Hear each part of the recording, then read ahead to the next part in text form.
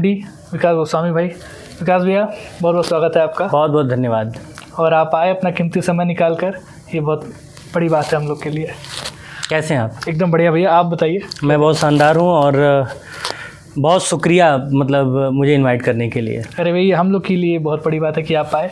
और पहला ही सवाल मैं आपसे पूछना चाहूँगा कि मैंने आपको इनसाइड भारत टीवी के एमडी, आपको पत्रकार के नाम से मैंने आपको संबोधित किया, तो आप एक पत्रकार हैं या एक यूट्यूबर हैं? ये बड़ा कंट्राडिक्शन वाला सवाल है। बीते दिनों इस पर मैंने काफ़ी चर्चा भी किया है दोस्त। है क्या कि यूट्यूबर हो जाना और पत्रकार हो जाना दोनों दो चीज़ें हैं जी। तो यूट्यूबर आप किनको कहते हैं? जो लोग यूट्यूब पे काम कर रहे हैं वो यूट्यूबर हैं जी। अब उसमें कोई कॉमेडी वाला भी है, कोई सिंगर है जी। और फिल्में भी आप यूट्यूब पे देखते हैं। जी। पत्रकार होता है। पत्रकार अपनी पत्रकारिता जो है किसी प्लेटफॉर्म पे कर सकता है। वो यूट्यूब पे भी कर सकता है, वो फेसबुक पे भी कर सकता है, वो इंस्टाग्राम पे भी कर सकता है, वो लिख सकता है, वो सड़क पे खड़ा होकर चिल्ला सकता है। पत्रकार कहीं से भी पत्रकारिता कर सकता है। ये दरअसल यूट्यूबर शब्द ना ये हाल फिलहाल में बड़ा तेज़ी से ईजाद हुआ है और पत्रकारों के ऊपर थोपने का प्रयास किया गया। कौन से पत्रकार? वे पत्रकार जो सवाल पूछ रहे हैं। जो नहीं पूछ रहे हैं उनको भी आप जानते हैं और पूरी दुनिया जानती है। ऐसे नहीं 167वें रैंक पे जो है भारत की जो प्रेस फ्रीडम इंडेक्स में चला गया है जी। तो जो सवाल पूछ रहे थे उनको जानबूझ के, वो चूँकि डिजिटल मीडिया के पत्रकार थे, वो यूट्यूब पे, फेसबुक पे, इंस्टाग्राम पे, ट्विटर पे डिजिटली वो पत्रकारिता कर रहे थे, सवाल पूछ रहे थे जिनका मेंटेनेंस चार्ज ज़्यादा नहीं था, जिनको अलग से ही पैसा नहीं लेना था, जिनको फॉर्चूनर और एसी का कमरा का हवा नहीं चाहिए था। तो वो सवाल पूछे और जब वो सवाल पूछे तो कई लोगों को पेट दर्द हुआ और उस पेट दर्द को से बाहर उबरने के लिए उन्होंने थोपा कि तुम यूट्यूबर हो, तुम पत्रकार थोड़े ना हो। अब उनको जो जिन लोगों ने थोपने का प्रयास किया उनको भी पत्रकारिता का परिभाषा ही नहीं पता है भाई। गुलामी करके तो अच्छा, ऐसा नहीं कि ये सिर्फ एक पक्ष से हो रहा है। मतलब जब मैं ये बात जब कह रहा हूँ तो जो विपक्ष वाले हैं वो ये ना समझे कि वो बड़े दूध के धुले हुए हैं। सत्ता जब रही है इस तरह के प्रहार हुए हैं और ये होता रहा है। बहरहाल मैं डिजिटल मीडिया के पत्रकारों को बधाई दूंगा कि कम से कम लोगों को थोपने की आवश्यकता तो पड़ रही है। और दूसरी चीज़ ये कि आप अपने आप को दुरुस्त रखिए, आप पत्रकारिता की पढ़ाई कीजिए, आप अपने एथिक्स, जो पत्रकारिता की एथिक्स है उससे परे मत जाइए, सवाल पूछते रहिए। बाकी कौन क्या कह रहा है उस पर बहुत ज़्यादा ध्यान देने की आवश्यकता नहीं है। आपका सवाल आपका काम कर देगा। चलिए एक सवाल मैं और पूछूंगा जो आपने बताया, सत्ता जब रही है, इससे क्या मतलब है आपका? सत्ता मतलब कि आज जैसे भाजपा जो है सत्ता में है जी, कभी कांग्रेस रही थी, कभी सपा रही थी, कभी बसपा रही थी। तो जब भी सत्ता जिनकी भी होती है वो अपना हनक दिखाते हैं। उनका काम है कि सवालों को कम से कम मतलब कि दबा दिया जाए। वो सत्ता वालों का काम है, ये किसी एक का काम नहीं है। तो वो अपना काम कर रहे हैं। उनको भाई सत्ता पाने के लिए जो हथकंडा अपनाना वो अपनाते हैं। हमारा काम है परमानेंट विपक्ष का, उसमें हमें गद्दारी नहीं करनी है। वो अगर वहाँ पे अगर हम गद्दारी कर गए तो पत्रकारिता की परिभाषा जो है बुरा मान जाएगी और फिर आप गलत हो जाएंगे। इसीलिए तो पत्रकारिता को चौथा स्तंभ कहा गया है। बिल्कुल। तो चौथा स्तंभ तो हमें मैक्सिमम टाइम लगा है कि कई बार पैसे के इन्फ्लुएंस में आ जाता है। आप प्रांजल एक बात समझिए जी, आप किसी पर्टिकुलर फील्ड को टारगेट नहीं कर सकते हैं। मुझे आप एक ऐसा फील्ड बताइए, कोई एक ऐसा फील्ड इस पूरे धरती पर जो ये कह सके सीना ठोक के कि हम प्योर हैं पूरी तरह से। हर फील्ड में, हर क्षेत्र में, हर जात में, हर समुदाय में, हर जगह पे अच्छे और बुरे दोनों लोग होते हैं। तो पत्रकारिता में भी होंगे। बिल्कुल। पत्रकारिता ऐसा तो थोड़ी है कि मतलब कि पूरे समाज का ठेका अकेले पत्रकारिता ने ले रखा है कि ये पत्रकारिता को ही 100% शुद्ध होना पड़ेगा। हो सकता है कि कुछ यहाँ पे भी हो सकता है क्या हैं, लेकिन वो हर जगह पे हैं, वो हर स्तंभ में है। आप चौथे स्तंभ की बात कीजिए, वो बाकी के 3 जो स्तंभ है वहाँ पे तो और ज़्यादा है। वहाँ का तो आपको था नहीं चलेगा। आप जब ब्यूरोक्रेसी में जाएंगे तो आप पागल हो जाएंगे जब आप हकीकत जानेंगे। तो सीधे सीधे जो है लोग इतना ज़्यादा घालमेल कर देते हैं कि इंसानियत मर जाती है। मैंने तो ऐसे ऐसे मुद्दे को कवर किया है। तो अब उसकी क्या बात करेंगे? मतलब है सब जगह, कहीं कम है तो कहीं नहीं नहीं, कहीं कम और कहीं ज़्यादा नहीं है दोस्त, ये है हर जगह है। आपको जो है हर फील्ड में अच्छे और बुरे लोग मिल जाएंगे। हमें तय करना है कि हमें एक्सेप्ट क्या करना है जी। और आपने भी कहा कि आप बहुत सारे जगहों पर भी गए, बहुत गांव-गांव आपने रिपोर्टिंग अपनी की। आई थिंक अगर भारत देश में शायद अगर इसको अगर कहीं दर्ज हो पाता और मैं गिनवा पाता तो 1000 से अधिक गाँव को मैंने चल के कवर किया है। तो शायद इतना किसी ने नहीं किया होगा, लोगों ने किया है लेकिन इतना ज़्यादा गाँव को कवर नहीं किया होगा। तो जितने आप गाँवों में जाकर आप देखे तो प्रशासन की तरफ से ज़्यादा कमी लगी कि वहाँ के लोगों में कमी लगी कि जागरूकता में, कि वहाँ पे विकास नहीं हो पाया, या फिर वहाँ कर इतनी सारी लोग जनता बड़ी भोली होती है दोस्त, ठीक है। जनता इसलिए मैं भोली कह रहा हूँ कि जनता को लगता है कि वो चालाक है लेकिन बहुत भोली है। और जब हम ओवरऑल सोचते हैं चीज़ों को, ओवरऑल देखते हैं, ग्राउंड पे देखते हैं, तो प्रभावशाली लोगों का दबदबा हर जगह पे रहा है। बुद्धिजीवियों ने हमेशा से जो है मतलब कि अपना वर्चस्व दिखाने के लिए रास्ता खोज निकाला है, तो वो गांव के विकास में भी दिखता है। अब बुद्धिजीवी कौन है, विकास किनको करना था, किनकी जिम्मेदारी है, आप अच्छी तरह से समझते हैं। तो लोग तो भोले हैं और उनके भोलेपन का बाकायदा फ़ायदा भी उठाया गया बुद्धिजीवियों द्वारा। तो आप यह तय कर पाना कि दोष किसका ज़्यादा है, ये थोड़ा मुश्किल काम है, क्योंकि जब तक आप भोले बने रहेंगे लोग आपको भोला तो बनाएंगे ही। तो जनता भोली है और अधिकारी और नेता मिलके भोला बना रहे हैं। और हमारी गलतफहमी है कि नेता भ्रष्टाचारी होते हैं। ना, नेता से कई ज़्यादा अधिक भ्रष्टाचारी मुझे लगता है कि ज़्यादातर अधिकारी होते हैं, लेकिन वो छुप जाते हैं नेताओं के आड़ में। हाँ, अधिकारी से ध्यान में आया कि आपने एक हॉस्पिटल को कवर किया था जहाँ पे किसी बच्ची की डेथ हो गई थी और कोई ऑपरेशन वगैरह हुआ था, तो आपने सर सीएमओ को भी कॉल किया था, आपने उसकी रिकॉर्डिंग? नहीं, वो अपाहिज हो गई थी, बच्ची अपाहिज हो गई थी। हाँ, अब इस पॉडकास्ट चल रहा है, सीएमओ साहब का नाम मत लीजिए। मतलब कि मैं अभी फ्लो में बहुत कुछ बोल दूंगा। मैं दरअसल अब ऐसे व्यक्ति की मैं चर्चा ही नहीं करना चाहूँगा जो अपने कमरे में जो है तमाम भगवान की फ़ोटोज़ और पता नहीं क्या क्या रखा हो, और पीछे नंबर जैसे नेम प्लेट होता वैसे लिखा हो कि आप भगवान की नज़र में हैं। वही आदमी लिखा है ये बात कि आप भगवान की नज़र में। मैंने किसी अपने मेरा छोटा भाई कोई मेरे जान पहचान का है, वो मिलने गया था तो फ़ोटो लगाया था उनके साथ, तो वहीं पीछे मेरी मतलब कि उसके स्टेटस को मैं देख रहा था, मेरी पीछे नज़र पड़ गई, लिखे कि आप भगवान ऊपर वाली की नज़र में, ऐसे कुछ लिखा था। हम कहे हे दादा उसी कमरे में आदमी जो है वो बात लिखा है कि आप भगवान की नज़र में हैं, और उसने इतना बड़ा मतलब कि बताइए कि वो बच्ची चीख चीख के इंसाफ मांग रही है आज तक, लेकिन उसने जो है मुख्य आरोपी का नाम ही हटा दिया पूरे जांच से, जिसने मेरे कैमरे पे जो है मेरे कैमरे पे इंटरव्यू, जैसे आप मेरा इंटरव्यू कर रहे हैं वैसे मैंने इंटरव्यू किया था, उस कैमरे पे उसने कबूला हो कि हाँ इंजेक्शन मैंने लगाया है, उस लड़के का, उस आरोपी का नाम ही हटा दिया। अच्छा, मतलब इंटरव्यू में उसने साफ हामी भरी कि हाँ देखेंगे तो उसमें पता चल जाएगा। तो ऐसे व्यक्ति के बारे में हम लोग चर्चा न करें तो ही ठीक है। होता क्या है ना कि आपने भी कहा कि अधिकारी ज़्यादा भ्रष्ट होते हैं, हमें लगता है कि ज़्यादा भ्रष्ट होते हैं, लेकिन बहुत सारे ईमानदार अधिकारी भी हैं। बहुत सारे मेरे ऐसे जानने वाले हैं, बड़े शिद्दत से लोग जो है सेवा भाव से जो है अपनी ड्यूटी को निभा रहे हैं, बहुत ईमानदारी से काम कर रहे हैं, बहुत सारे ऐसे अधिकारी हैं। मैंने शुरू में एक बात कहा प्रांजल, हर फील्ड में अच्छे बुरे लोग बिल्कुल है, लेकिन बुराई को तो हमको दिखाना पड़ेगा ना। वो बिल्कुल। आप अच्छाई दिखा के आप समाज का भला कुछ ज़्यादा भला नहीं होगा, आपको बुराई को आइडेंटिफाई करना होगा। इसीलिए आपने जो आप स्टार्टिंग में आपने बात कही कि आप विपक्ष में हैं, पत्रकारिता हमेशा विपक्ष में रहती है, तो जो विपक्ष में रह के ही बुराई जो दिखाएगा तभी उस बुराई को सुधारा जा सकता है। जिम्मेदारों की ये भूमिका होनी चाहिए कि जब कोई पत्रकार सवाल करता हो, कोई मुद्दा उठाता हो, उस पर सुधार हो। लोकतंत्र की असली परिभाषा यही है।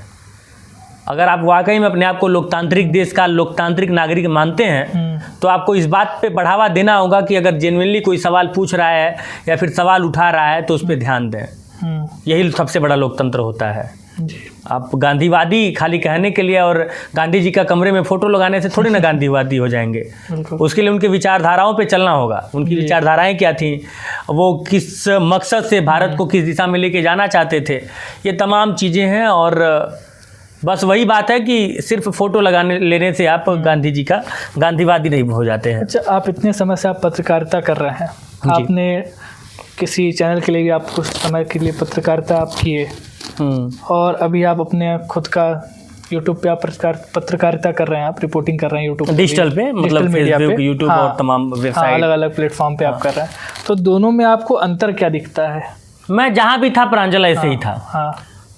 जिनको लगा कि जो है यहाँ पे नहीं रह पाएगा, उनके लगने से पहले मैं वहाँ से निकल गया। मैं चाहे दिल्ली में था, चाहे मैं गोरखपुर में आया, मैं जब भी था जैसे भी था शुरू से ऐसे ही था। मेरा ना नेचर बदला है ना सिग्नेचर बदला है, ऐसे ही रहेगा। तो आपका ये अंदाज बहुत लोग को खटका भी होगा। अब क्या कर सकते हैं, वो उसके लिए मैं तो दोषी नहीं हूँ। तो धमकी वगैरह कभी आई? हमेशा आता रहता है। सबसे लेटेस्ट धमकी क्या थी आपकी, जब फिर जो कुछ दिन पहले आई हो, या फिर सबसे बड़े प्रभावी व्यक्ति जो धमकी देने वाले सामने से उनकी वो सामने से नहीं धमकी दे पाते हैं, वो इनसे उनसे कहलवाते हैं कि ये कर देंगे वो कर देंगे। हाँ, जैसे धमकी वही लोग देते हैं जिनसे कुछ उखड़ना बिगड़ना नहीं है। तो अब ऐसे लोगों की मैं क्या ही चर्चा करूं। और आए कोई सामने से आके धमकी दे तब तो मैं उसको मतलब कि बताऊं। अब इनसे उनसे सुनने को मिलता है तो मैं क्या कहूँ, हो सकता है कि वो लोग गलत कहते हों, लेकिन ऐसा नहीं है। कुछ मेरे आदतें ऐसी हैं कि धमकी आ ही जाती है, लेकिन ठीक है, भगवान उनको सद्बुद्धि दें। और जैसे होता है क्या है ना प्रांजल, जब मैं पत्रकारिता करता हूँ तो मैं मौका नहीं देता हूँ। मुझे पता है कि मुझे क्या बोलना है, मैं बड़ा रिसर्च करता हूँ किसी विषय पे, तब जाके बोलता हूँ।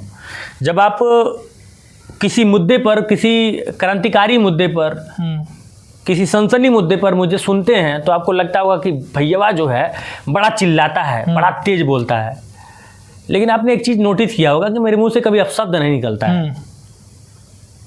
मैं कभी अपनी एथिक्स से बाहर नहीं जाता हूँ, और सवाल क्या पूछना है इस बात का ध्यान देता हूँ।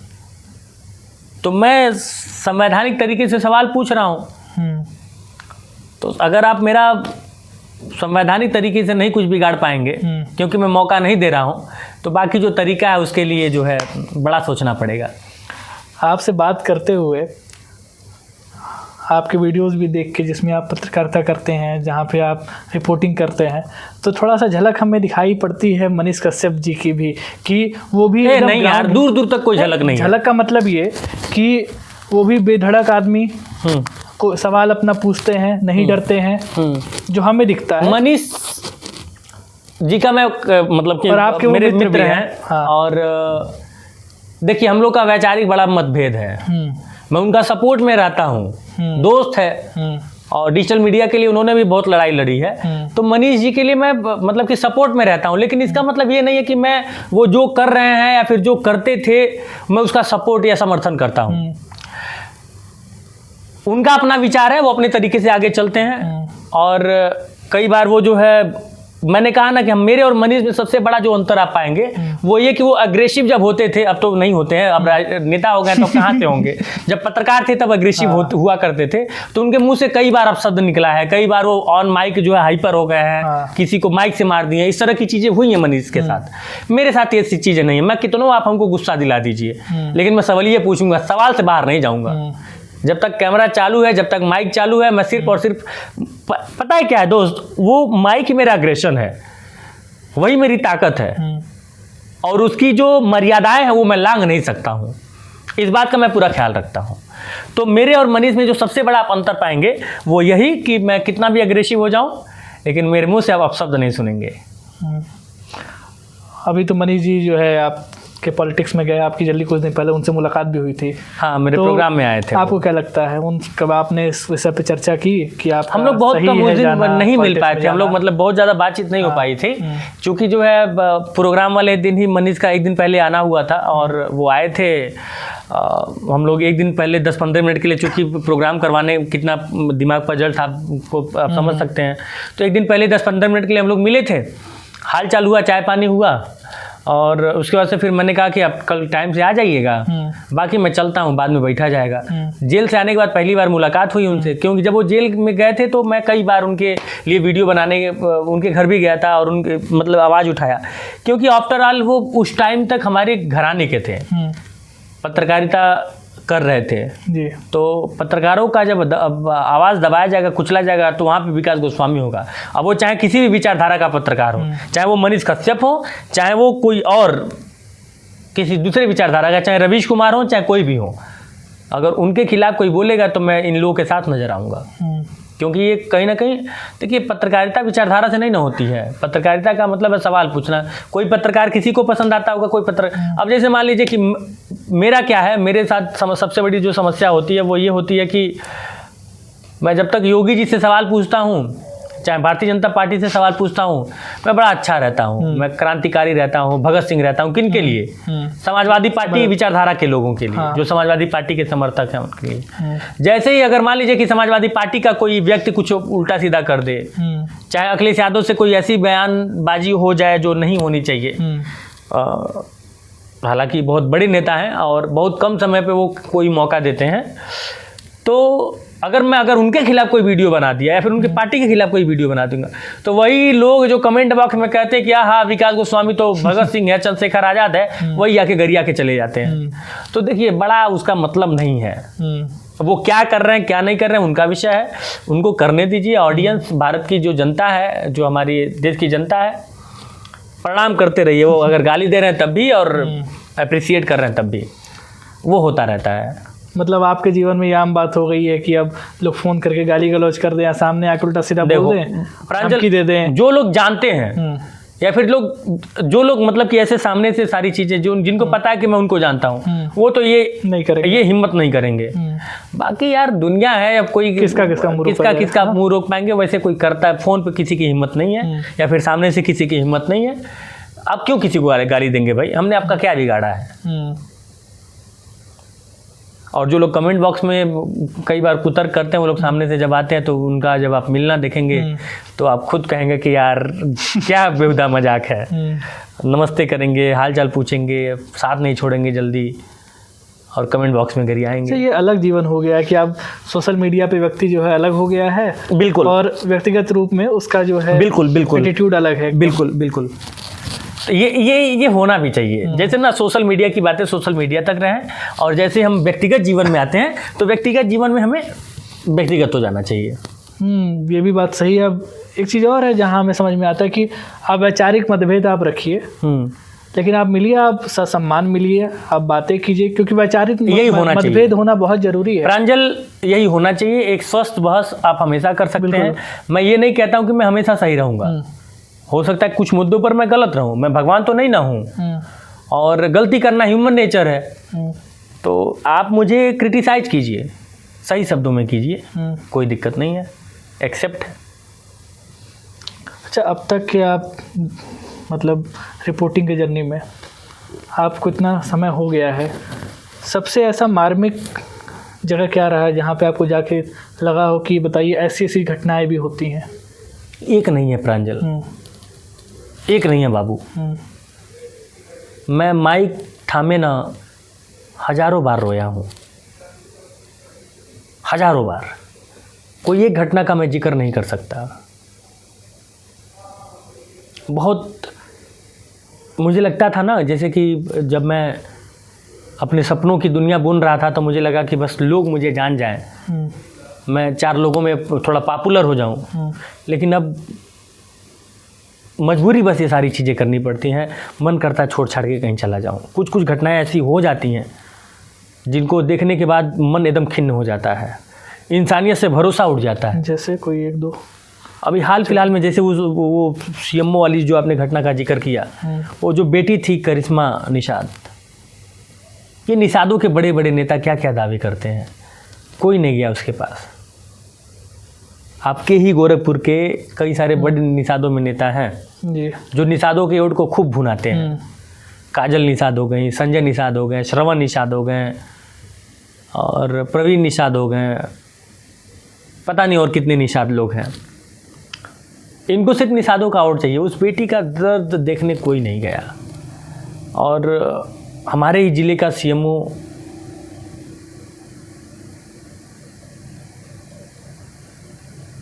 मतलब मैं लिटरली उस बेटी को देख कर बहुत रोया। मैं जब भी चूँकि संजोग से उसका घर मेरे घर के रास्ते में पड़ता है, जब भी मैं उस रास्ते से गुजरता हूँ तो उसकी याद आ जाती है और फिर मैं बड़ा कचोटता है मन।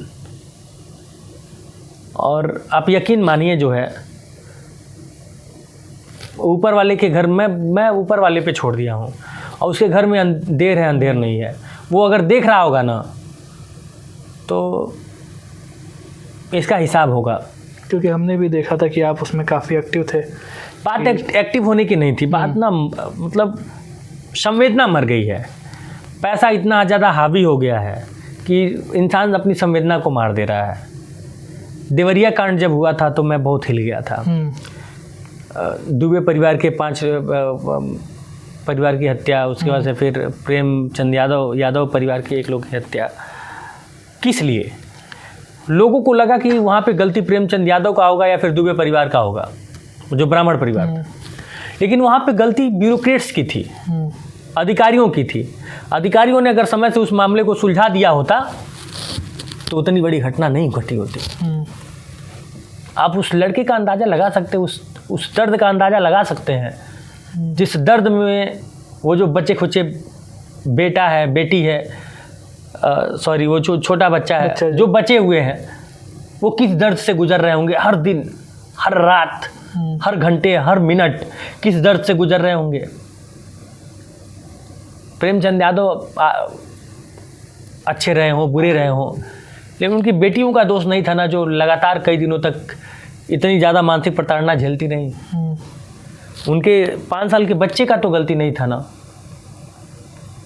इन लोगों के ज़मीनी विवाद में या फिर जो भी वहाँ पे विवाद रहा हो, छोटे छोटे बच्चे पिस गए।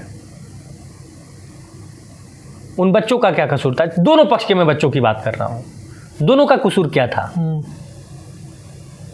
और इस तरह की जब भी घटनाएं होती हैं मेरा रूह कांप जाता है। मैं हर रोज़ जब सुबह उठता हूँ तो मैं भगवान से यही मनाता हूँ कि कोई भी ऐसा घटना मत कवर करवाइएगा भगवान कि मेरी आंखों से आंसू निकले।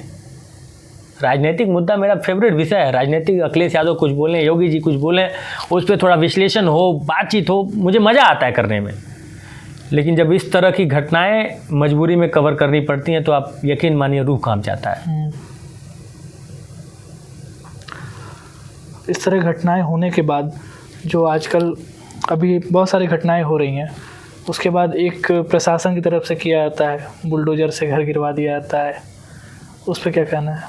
देखिए मैं फिर वही कह रहा हूँ कि पत्रकार हैं। नहीं, मैं फिर से वही कह रहा हूँ प्रांजल कि आप ओवरऑल सबको एक ही लाइन में समेट दीजिए कि इस देश का जो ब्यूरोक्रेसी सिस्टम है उसमें सुधार की इतनी ज़्यादा गुंजाइश है, इतनी ज़्यादा गुंजाइश है कि उसका कोई था नहीं है। महासागर जितना, मतलब कि महासागर जितना गहरा होता उतनी ज़्यादा सुधार की गुंजाइश है। बहुत काम करना बाकी है। डिफेक्ट ऑफ पॉलिसी मेकिंग इतनी ज़्यादा है कि उसकी कोई परिकल्पना नहीं है। आप उसको मतलब ये जान लीजिए कि कोई पैरामीटर बना ही नहीं है इस दुनिया में जो defect of policy making of Indian bureaucracy को माप सके। ये एक बहुत बड़ी सच्चाई है जिसको शायद ही कोई बोले, और उसमें हमारी और आपकी भी गलती है, आम जनता की गलती है।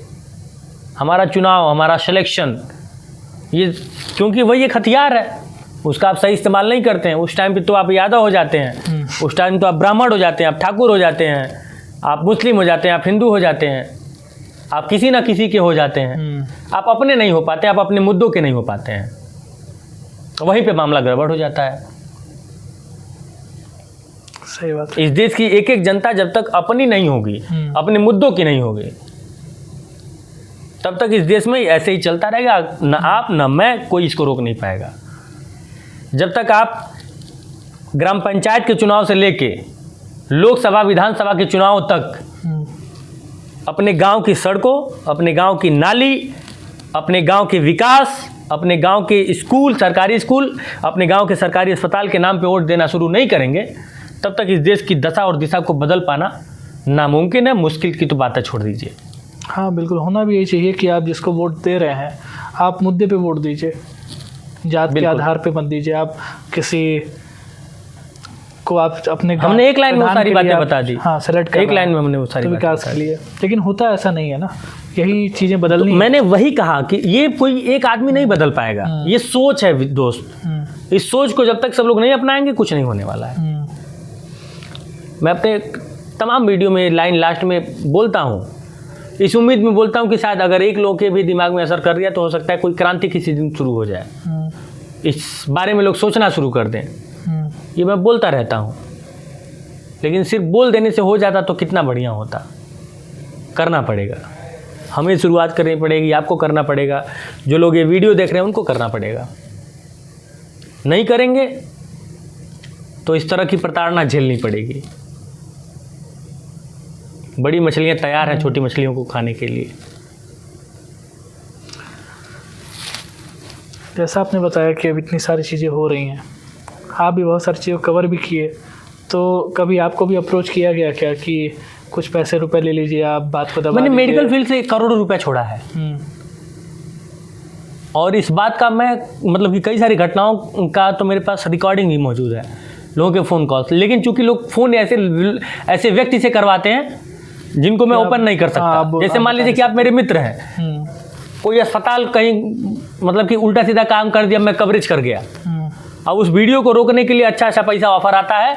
अच्छा कौन है विकास गोस्वामी? तो फला है। अच्छा प्रांजल का बड़ा करीबी है, प्रांजल से फ़ोन कराओ। हाँ। और उनको ये पता है कि विकास जो है प्रांजल के फ़ोन को अगर कॉल रिकॉर्ड भी होगा कहीं एक्सपोज तो भी जो है वो बाहर नहीं करेंगे, वो सोचेंगे। तो प्रांजल मेरे पास फ़ोन करेंगे, कहेंगे विकास भैया यार भैया इसी से फ़ोन आया है।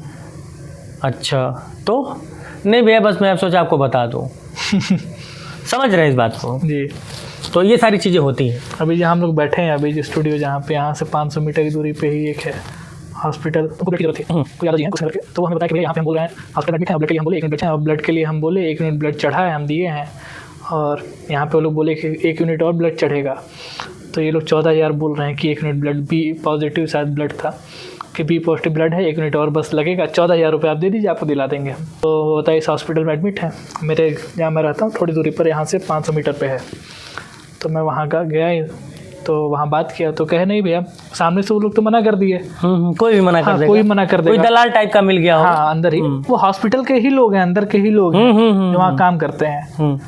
तो फिर मैंने उनसे पर्ची वगैरह ली, एक है वो ब्लड डोनेट अपना करते रहते हैं, तो उनको जो है बेसिक जो चार्ज है उनका 1000, 1500, उसमें उनको ब्लड मिल गया। ऐसी सी घटनाएं हॉस्पिटल में हो रही हैं आजकल। ये नया नहीं है मेरे लिए, मुझे ताज्जुब नहीं हुआ ये सुन के। नहीं, वही आपकी जो रिपोर्टिंग हमने देखी, उसके बाद सेम उसी हॉस्पिटल की ये घटना है जो मैं आपको बता रहा हूँ। ये चलिए बात को थोड़ा डाइवर्ट करते हैं, हॉस्पिटल कुछ ज़्यादा ही कवर हो गया जी। ये बताइए, आप तो अभी कुछ दिन पहले आपका अवार्ड शो भी हुआ था, Uttar Pradesh youth icon award presented by inside Bharat TV ji. तो कैसा रहा? अब ये फीडबैक मैं कैसे बताऊं? नहीं, आपके लिए अनुभव कैसा रहा? बहुत शानदार था, मतलब कि डिजिटल मीडिया के लिए पहल बहुत ज़रूरी था, और मुझे इस बात का गर्व है कि मैंने किया जी। और साहित्य से जुड़े भी लोग आए थे, कवि भी आए थे, तो उसके बारे में आप कुछ बताएंगे? प्रोग्राम मुझे लगता है कि यह पूरे पूर्वांचल का अब तक का सबसे बड़ा जो है अवार्ड शो था। और 6 कवि उसमें आए थे, और 6 कवियों को सुनने के बाद जो है गोरखपुर और पूर्वांचल के लोगों ने कहा कि भाई, मतलब ये सब एक से एक धुरंधर थे, जिसमें से 2 कवि अपने उत्तर प्रदेश गोरखपुर के थे जी। और 2 नहीं 3, क्योंकि हम लोग दिनेश बावरा भैया को भले से मुंबई वाला बना दें, लेकिन वो हैं इसी धरती के जी। फिर नीलोत्पल मृणाल आए थे, आपने उनका पॉडकास्ट भी किया था जी। और तिष्या श्री जी आई थी बिहार की धरती से, और राजस्थान की धरती से, ये सब लोग मतलब मुंबई रहते हैं। रोहित शर्मा आए थे, तो रोहित शर्मा कुमार विश्वास के साथ काम करने वाले व्यक्ति हैं। दिनेश भैया भी उन्हीं के साथ जो है कवि मंचन करते हैं।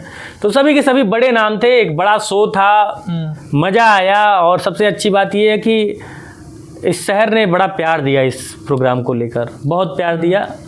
और मैं बहुत ज़्यादा मतलब कि कई सारे लोगों का आभारी हूँ कि इतना बढ़िया वो प्रोग्राम हो पाया। बहुत शानदार वो प्रोग्राम हुआ जी। आप भी कुछ कविताएं वगैरह लिखते हैं जरूर, क्योंकि साहित्य से लगता है कभी कभार लिख देता हूँ, कभी कभार, लेकिन मेरा जैसे मतलब ऐसा नहीं है कि हाँ बस वही करना है या फिर उस हिसाब से सारी चीज़ें होती हैं, तो कभी कभी हो जाता है। तो फिर एक बात, आपको कुमार विश्वास जी की आपने बात की, तो कब आ रहे हैं कुमार विश्वास जी आपके थ्रू गोरखपुर में? अरे बहुत बड़ी रे, इतना लंबा हम ना सोचिला भाई, इतना ज़्यादा मतलब कि का चाहत बड़ा। कुछ दिन पहले उन्होंने अपना पोस्ट किया था, तो हिंदी दिवस के दिन ही उन्होंने अपना ये पोस्ट किया था। उन्होंने लिखा था कि इस कविता के लिए उन्हें उतना मानदेय नहीं मिला जितने की बात हुई थी, लेकिन वक्त ने उन्हें वो मानदेय दे दिया। आज तक रेवेन्यू जनरेट हो रहा है, कोई दीवाना कहता है, कोई पागल समझता है। ये जब हम लोग छोटे छोटे, इतना नया नया प्यार हो रहा था हम लोग को, बचपन वाला, स्कूल के टाइम वाला, वो हम लोग तब से सुनते आ रहे हैं यार, मजा आता है उसको सुन के। और कुमार भैया के बारे में क्या बोलूँ, उस व्यक्ति ने हिंदी साहित्य को जो दिया है ना, जो रोजगार दिया है ना, जो खाना खिलाया, भूखा था, हिंदी साहित्य बहुत भूखा था, और जिस तरह से पेट भर वो खाना खिलवा रहे हैं, बहुत बहुत धन्यवाद कुमार भैया को। ये बड़ा ज़रूरी था। हिंदी साहित्य को कमर्शियल करना और लोग उसको वैल्यू दें, तवज्जो दें, इस बात की बहुत ज़्यादा ज़रूरत थी। और कुमार विश्वास जी ने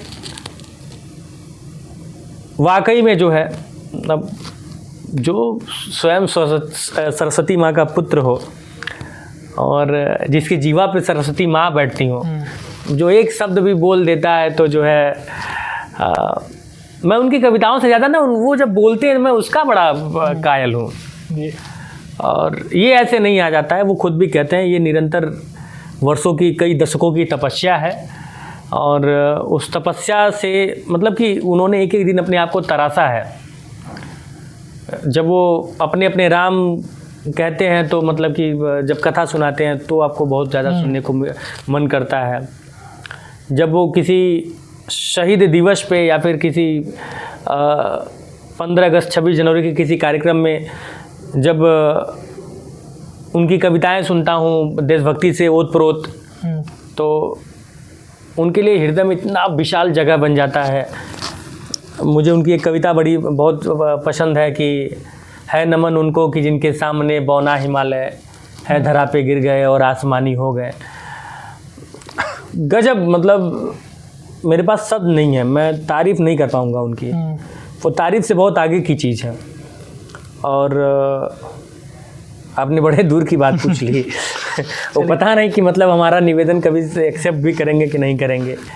और पैसा भी तो बहुत चाहिए दोस्त, तो अभी नहीं सोचते ना उसके बारे में। अरे सोचिए, सोचने में नहीं, जो सोचिए जरूर, सोचिए उतना ही जितना ठीक है, वो अलग विषय है। आज नहीं तो कल, कल नहीं तो कभी, ठीक है, वो अलग बात का विषय है। लेकिन ये है कि उनके लिए दिल में जो इज्जत है वो है। चलिए वापस हम गोरखपुर में आते हैं। आपने गोरखपुर में बहुत सारे पॉलिटिशियंस का भी आपने इंटरव्यू लिया है, तो किसी ऐसे पॉलिटिशियन का इंटरव्यू बताइए जिनके साथ आपको बात करके बड़ा मज़ा आ गया, लगा कि ये आदमी वाकई कुछ ना कुछ कर सकता है। नहीं देखिए, पॉलिटिशियन से आप कुछ ना कुछ कर सकने की उम्मीद मत रखिए, लेकिन हाँ बहुत सारे मुझे अच्छे पॉलिटिशियन मिले। जैसे मैं अगर भारतीय जनता पार्टी में बात करूँ तो डॉक्टर धर्मेंद्र सिंह ने मुझे काफ़ी प्रभावित किया है।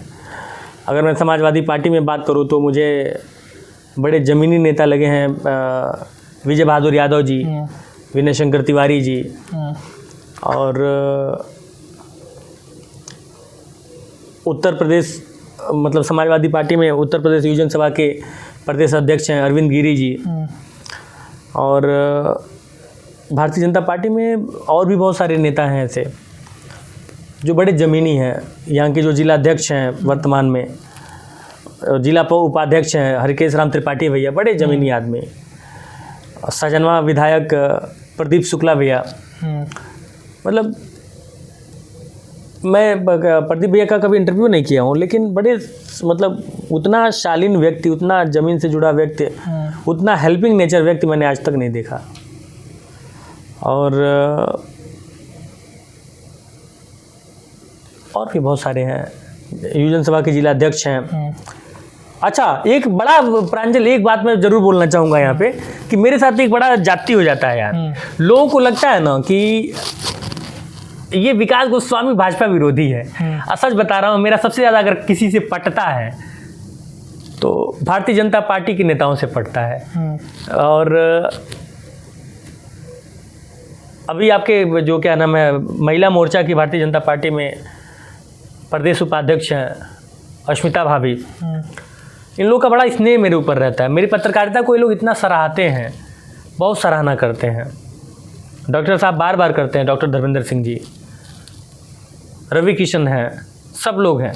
तो मुझे ये अच्छा लगता है कि मैं जिनके खिलाफ सवाल पूछता हूँ वो लोग भी मुझे प्यार करते हैं। और नेताओं में यही क्वालिटी नेताओं को नेता बनाती है। बाकी जो लोग जो है उसको अन्यथा ले लें और उस पर लगे अटैक करने करवाने तमाम चीज़ें, तो वो ठीक नहीं है, वो लोकतंत्र के लिए ठीक नहीं है। तो सबसे ज़्यादा धमकी किस पार्टी से आती है? ये ऐसा नहीं है, मुझे धमकी जो है पार्टी के लोग नहीं देते हैं या फिर बड़े नेता नहीं देते हैं। बड़े नेता होता है उनका छोटा छोटा जो टटपुंजिया टाइप के लोग होते हैं, युवा नेता, वही लोग कभी कभार, मैं उनको नेता नहीं मानता। जो लोग ऐसा काम करते हैं वो नेता कहाँ रह गए। तो ठीक है, वो सब होता रहता है। तो एक बात और जो हमने आपके बारे में रिसर्च करते हुए पाई, आपने वीडियो में कभी पत्रकार चाय वाला लिखते हैं, तो उसका क्या मतलब है? पत्रकार चाय वाला मेरा पॉडकास्ट का शो है, उस पर मैं पॉडकास्ट करता हूँ, अलग अलग नेताओं से या फिर पब्लिक फिगर से मैं मिलता रहता हूँ। और जैसे आप मेरा इंटरव्यू करते हैं, मैं उनका इंटरव्यू करता हूँ। अच्छा, नहीं ये चाय वाला भी हमें लगा क्या पता आपको भी चाय वाला इसलिए क्योंकि चाय वाला ना बड़ा जुड़ाव सा महसूस करवाता है। किसी से भी आप कनेक्ट हो जाएंगे, किसी का भी, एक गांव के रामू काका का भी बैठा के पॉडकास्ट कर लूँगा तो वो तो वो बड़ा जुड़ाव जैसा शब्द हो जाता है ना। तो इस वजह से पत्रकार चाय वाला काफ़ी रिसर्च किया था। मैं सोचा था प्रधानमंत्री चाय वाले का पॉडकास्ट करने का मिल जाएगा, लेकिन जो है जीडीए वाले बड़ा जाति कर दिए। जहाँ पे वो शो में करता था वहाँ पे वो नो वेंडिंग जोन घोषित करवा दिए। और अधिकारियों का जानते ही हैं, हाँ, वो कहाँ किसी की सुनते हैं, उजाड़ते जाते, कहीं कुछ नहीं, कभी कहीं नहीं। जितना ज़्यादा ठेला ठूली को जितना ये जीडीए वालों ने उजाड़ा है ना, और नगर निगम वालों ने, भाई अगर मुझे एक दिन के लिए मुख्यमंत्री बना दिया, मैं कम से कम 15-20 अधिकारियों को एक दिन में सस्पेंड कर। सबसे नंबर 1 पे कौन वो अधिकारी? अरे नहीं, अरे ठीक है अरे नाम ये मजाक का विषय हो गया। नहीं, मजाक में वो मैं अधिकारियों को सस्पेंड नहीं अधिकारियों को सस्पेंड कर दूंगा। तो भाई फिर चलाएगा कौन, ये भी तो देखना है ना। तो ठीक है, किसी इंटरव्यू किसी का था, वहाँ मैं सुन रहा था कि वो कोई सवाल पूछा कि करप्शन पे आपका क्या कहना है। सामने कोई बैठा था, वो उनका जवाब था कि अगर करप्शन यहाँ पे एकदम ना के बराबर होता, या फिर अगर आप करप्शन आप बंद कर दीजिए, यहाँ की जीडीपी बहुत नीचे चली जाएगी। हाँ, तो सही है, क्या गलत है? क्योंकि करप्शन से ही लोग कह रहे हैं करप्शन है, थोड़ा बहुत जल्दी काम भी हो जाता है उसके चक्कर में। यही दुर्दशा है ना, यही दुर्भाग्य है इस देश का। लोग सही तरीके से पैसा नहीं कमाना चाहते हैं, सबको उल्टे सीधे पैसे कमाने। आप पत्रकारिता के क्षेत्र में आपको किसको सबसे अपना आइडल मानते हैं? आप अपना आइडल आप किसको मानते हैं? आइडल जैसा कोई मिला नहीं यार। आइडल जैसा मतलब, मैं किसी को आइडल मानने का मतलब मैं नहीं समझ पा रहा हूँ। हाँ, जैसे कि आप ये कहें कि आप किसकी काम की प्रशंसा ज़्यादा करेंगे, तो वो शायद मैं एक वक्त के लिए 1-2 लोगों का नाम ले लूँ, लेकिन आइडियल जैसा इसमें क्या मैं बताऊँ। जैसे कहते हैं ना कि किसका, जैसे क्रिकेट में कहते हैं किसका पुल अच्छा है, किसका स्टेट ड्राइव अच्छा है, हम उनसे ये सीखना चाहते हैं। तो ऐसे किस प्रकार से आप? इसमें मैं किसी का नाम नहीं ले पाता हूँ, कभी भी नहीं ले पाता हूँ। ठीक है, सब लोग, जितने भी लोग, अब सब लोग धुरंधर हैं भाई। किसी एक का नाम लूँगा तो फिर दूसरे का अपमान हो जाएगा। किसी एक को आइडल बनाऊंगा तो दूसरा, क्योंकि जितने भी पत्रकारिता में बड़े बड़े धुरंधर रहे हैं और सबकी अपनी अपनी एक पहचान रही है, अपनी अपनी एक विधा रही है, सब लोग अपने अपने क्षेत्र में अच्छा कर रहे हैं। तो ठीक है, सबका अपना एक है, मैं अपने तरीके से चल रहा हूँ। अब आजकल के यूथ में भी ये जर्नलिज्म काफ़ी ज़्यादा प्रभावित उनको कर रहा है। तो हमारे भी कुछ हैं पहचान में, वो लोग कर रहे हैं, पढ़ाई कर रहे हैं, गोरखपुर से भी, बाहर से भी।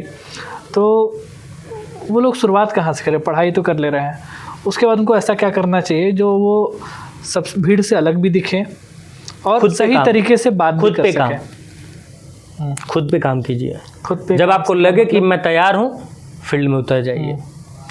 खुद पे काम जैसे बोलने का फ्लो, विषय पे रिसर्च, विषय पे नॉलेज, जिससे बात करने जा रहे हैं उनसे इंटरेक्शन करने का तरीका, ये सारा चीज़ आपका जो है अपने आप पे जितना आप काम कर सकते हैं काम कीजिए। और ना जो हमें लगता है कि आप पत्रकार अच्छे तब बनेंगे जब आपको ना करने आ जाए चीज़ों को। जैसे आपने बताया कि आप बहुत सारे पैसों को आप मना कर दिए, जहाँ लालच आ गया वहाँ पत्रकारिता तो हमें लगता है ख़त्म हो गई। जैसे प्रांजल, मैं ये इस बात का दावा नहीं करता हूँ कि मैं बहुत ईमानदार पत्रकार हूँ, मैं नहीं करता हूँ। कई लोग मानेंगे, कई लोग नहीं मानेंगे, लेकिन जहाँ बात मानव मूल्यों की आ जाए, पैसे को इतना लात मारो, इतना तेज लात मारो कि वो कम से कम 10-20 कोस दूर जाके गिरे। और मैंने वही किया है।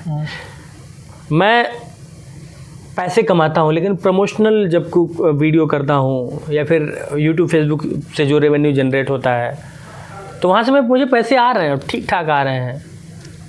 इन सब चीज़ों की ज़रूरत नहीं है यार। आज मैं ले लूँ फिर रात में सो ना पाऊँ। आज से 10 साल बाद आप विकास गोस्वामी को कहाँ देख रहे हैं? ऐसे ही प्रांजल से मिलूँ। सीरियसली? हाँ। मतलब कि आज जैसे मैं प्रांजल से मिला हूँ वैसे मिलूँ। हो सकता है कि उस समय जो है फॉलोअर जो है 200-400 मिलियन में हो, अब इससे कम का हम अगर सोचा है तो ज़्यादा सोचे। और क्या एक बात कह रहे हैं, मिलियन में हो, ट्रिलियन में हो, उससे नहीं मतलब है। ज़मीन से जुड़ा रहूं, अपने लोगों को पहचानता रहूं, अपने लोगों से मिलता रहूं, और गांव ना छूटे। गांव ना छूटे। गांव ना छूटे, ये सबसे ज़्यादा इम्पोर्टेंट है कि गांव ना छूटे। गांव नहीं छोड़ूंगा, कहीं भी चला जाऊंगा गांव पकड़ के रखूंगा। गांव ने ही सब कुछ दिया है। हमने एक पॉडकास्ट किया था सागर भैया का, डॉक्टर सागर भैया, JNU से पढ़े हैं, और वो अरिजीत सिंह और आतिफ असलम, मतलब बहुत सारे लोगों के लिए गाना भी लिख चुके हैं वो। अच्छा। वो अभी उनका लिखा हुआ गाना था, अभी कुछ टाइम पहले मनोज वाजपेयी जी ने गाया था, मुंबई में काबा, कोविड चीज़ को लेके, और भी गांव के माटी, इस तरह। हाँ, उसके बाद से फिर फिल्मी गाने भी उसी रिदम को पकड़ के एक महिला गायिका जो है इस समय सरकारों के नाक में दम कर रखी है जी। तो उनसे बात करके भी उनका भी यही था कि हमारे गाँव में सब कुछ है। बिल्कुल। तो आप पॉडकास्ट भी ख़त्म होने वाला है, तो अंत में जो है आप युवाओं को क्या संदेश देना चाहेंगे, क्योंकि आप स्वयं एक युवा हैं अभी, तो युवाओं को आप क्या संदेश देना चाहेंगे, और जो इस फील्ड में आना चाहते हैं उनको क्या संदेश देना चाहेंगे? देखिए, फील्ड, प्रांजल, आप फील्ड को बांटिए मत। जो भी दोस्त, जो भी मेरा छोटा भाई लोग, मैं मतलब कि मैं खुद जो है बहुत अभी मैं सीख रहा हूँ, आप लोगों से सीखता हूँ, और अभी बहुत ज़्यादा सजेशन देने का मेरा उम्र नहीं हुआ है। ये बात कह कि आप मुझे ये बताना चाहते हैं कि मैं जो है वो ज़्यादा उम्रदार हो गया हूँ? नहीं, बिल्कुल नहीं, सीखने की कोई उम्र नहीं होती है, लेकिन जो है मैं बस यही कहूँगा कि जो है आप अपने काम में 100% दीजिए, अपने काम को सही तरीके से कीजिए, डेडिकेशन के साथ कीजिए, और किसी भी फील्ड में आगे बढ़ने का जो सबसे अच्छा तरीका होता है ना दोस्त, वो यही होता है कि आप खुद को कितना निखार सकते हैं, खुद के लिए कितना बढ़िया कर सकते हैं। अरे, उम्मीद है कि हम आपको भी इसी तरह बेधड़क रिपोर्टिंग करते हुए हमेशा देखेंगे, और सच के लिए खड़े होते हुए हमेशा देखेंगे। बिल्कुल बिल्कुल Pranjal, thank you so much interview करने के लिए, और मुझे मौका देने के लिए कि मैं अपनी बातों को आपके पॉडकास्ट के माध्यम से जो है अपनी जनता तक पहुंचा सकूं। Thank you so much. बहुत धन्यवाद भैया।